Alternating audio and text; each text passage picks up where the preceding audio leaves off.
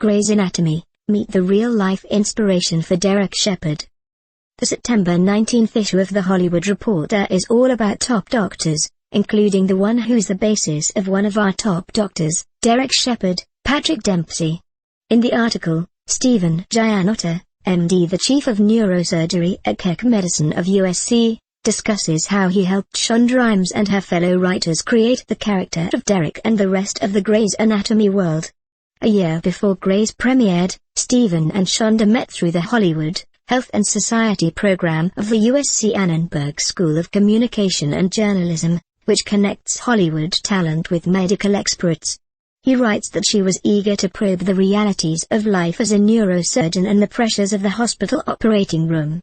So he trekked to the sound stages where the crew was building the wards of what was then called Seattle Grace Hospital, and met with writers and producers whom he describes as meticulous in wanting every word, every surgical tool, every nuance of the ought to be accurate, including the how surgical team members interact.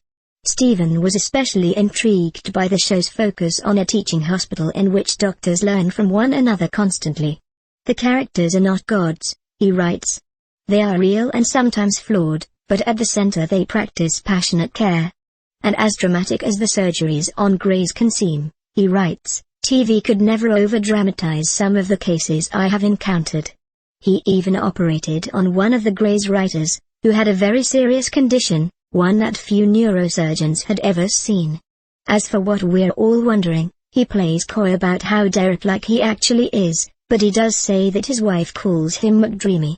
We guess we know who to call if we ever need our heads checked.